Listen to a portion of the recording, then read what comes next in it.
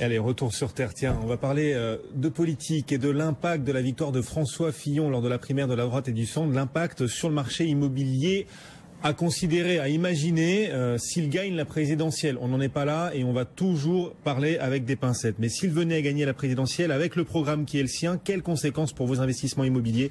On va essayer de répondre avec Stéphane Descartiers. Bonjour. Bonjour Guillaume, Cédric, Marie, bonjour à tous. Bonjour. Le PDG de la Maison de l'Investisseur, quelles seraient pour vous les conséquences si jamais il venait à être élu avec le programme tel qu'il est aujourd'hui? Alors bon, il y a ce qu'on a lu, dont vous avez déjà parlé, quelques mesures importantes et qui vont dans le bon sens, comme la baisse des droits de mutation, le fait de ramener les plus-values à 15 ans au lieu de 30 ans actuellement. Un rééquilibrage aussi, il semblerait, entre propriétaires et locataires, notamment avec des procédures accélérées en cas d'impayés. Mais c'est surtout cette mesure emblématique et qui avait effectivement quand même urtiqué, c'est le moins qu'on puisse dire, les propriétaires, le plafonnement des loyers qui, si l'alternance se fait, effectivement disparaîtra, puisque la loi Allure, effectivement, avec ce plafonnement des loyers, si la loi disparaît, donc le plafonnement des loyers disparaîtra. Et là, c'est quand même la mesure la plus importante parce que c'est une mesure qui a véritablement impacté le marché parisien, notamment, parce qu'aujourd'hui c'est le cas uniquement sur Paris, à Lille très bientôt, à quelques semaines. Mais cette mesure a vraiment impacté le marché. On a eu plusieurs fois l'occasion de le dire ici. Il y a eu notamment une enquête de la FNAIM qui a montré, vous en avez parlé, que 13% des propriétaires avaient, en très peu de temps, 13% des propriétaires avaient retiré, des bailleurs avaient retiré leur mandat de gestion pour vendre ces biens. Ou pour les mettre à la location de courte durée type Airbnb. Voilà, parfois les deux, on les met en vente et en attendant, on loue en Airbnb en attendant de les vendre. Ce qui fait qu'aujourd'hui, le marché, notamment de la chambre de bonne, 10-12 mètres carrés, du petit studio, sont des marchés qui se sont effondrés. Je crois qu'on peut pas mieux dire que ça. Il suffit de regarder les sites d'annonces immobilières, Se Loger bien ici. Je regarde d'ailleurs, par exemple, que sur Se Loger, il y a 1200 biens de moins de 20 mètres carrés à vendre aujourd'hui à Paris. C'est du jamais vu. Moi qui suis tous les jours sur ces sites, il y a en général il y avait en période normale 300-400 biens. Là, c'est 1200 biens. Donc, il y a une suroffre aujourd'hui, très peu d'acheteurs. Donc, les prix ont craqué. Les prix ont baissé. Aujourd'hui, à cause du plafonnement des loyers. À cause du plafonnement, puisque notamment la chambre de bonne 10-12 mètres carrés ou le petit studio 15-16 mètres carrés, ce sont pas des propriétaires occupants, ce sont uniquement des investisseurs. Donc les investisseurs sont partis, ce qui fait que sur ce type de biens, les prix ont vraiment baissé. Ils ont suivi la baisse de rentabilité. Voilà, c'est ça. Donc beaucoup de biens mis en vente à cause du plafonnement des loyers à Paris et du coup des prix des biens qui s'effondrent. Oui. Quelles conséquences si François Fillon remet en cause le plafonnement des loyers comme il l'a prévu?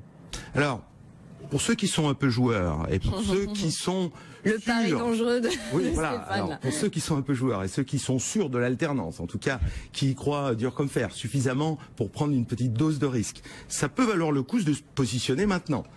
Parce que effectivement, ce marché aujourd'hui est atone. Il y a beaucoup plus. Il est clairement en suroffre. Il y a toujours des vendeurs qui ont besoin de vendre rapidement. Sur la masse de produits à vendre, il y a des gens effectivement qui sont plus pressés que d'autres. Donc se positionner aujourd'hui, alors que le marché est bas et faible, c'est peut-être l'opportunité demain de récupérer le prix d'avant et les rentabilités d'avant. Effectivement, si l'alternance se fait et que la loi Allure effectivement est supprimée. Donc il y a peut-être de la plus-value de court terme ou en tout cas d'aller chercher des rentabilités qu'on connaissait plus trop sur Paris. Donc là, il peut y avoir un avantage. Il y a une fenêtre sur les petites surfaces, particulièrement à Paris, donc où les prix ont baissé et pourraient repartir à la hausse si jamais le plafonnement était annulé, si François Fillon était élu. À Lille, ce plafonnement, il est toujours supposé entrer en vigueur au 1er janvier prochain. Ça aura le même impact ou pas? Alors à Lille, on n'a pas vu véritablement d'impact sur les prix encore, déjà parce que les plafonds n'ont toujours pas été publiés. On peut même se demander d'ailleurs s'ils le seront un jour. On est fin novembre, ça devait être mis en place au 1er janvier. Aucun chiffre n'a été publié encore, donc il n'y a pas eu de réel impact. On ne sait pas trop à quel sens jouer. De toute façon, effectivement, quand bien même ce serait mis en place début janvier, je pense que les investisseurs, les propriétaires bailleurs, effectivement, ayant quand même la perspective de la suppression de la loi Allure, je pense que ça n'aura pas d'impact. Si c'est mis en place, je pense que ça n'aura pas d'impact. Pour l'instant, ça n'a pas eu d'impact sur les prix. Bon, et ça pourrait ne pas être mis en place si François Fillon donc l'emporter à la présidentielle. Ceci dit, il a beau avoir prévu, en effet, en cas de victoire, d'annuler le plafonnement des loyers, c'est aux villes que ça revient, non, cette décision? C'est la mairie de Paris, non, qui va décider si le plafonnement est vraiment annulé ou s'il se poursuit? Alors, c'est le président de la République qui décide ça ou c'est le maire de la commune? Alors, Paris, Lille, Grenoble ont pu effectivement plafonner les loyers dans le cadre de la loi Allure votée par le Parlement.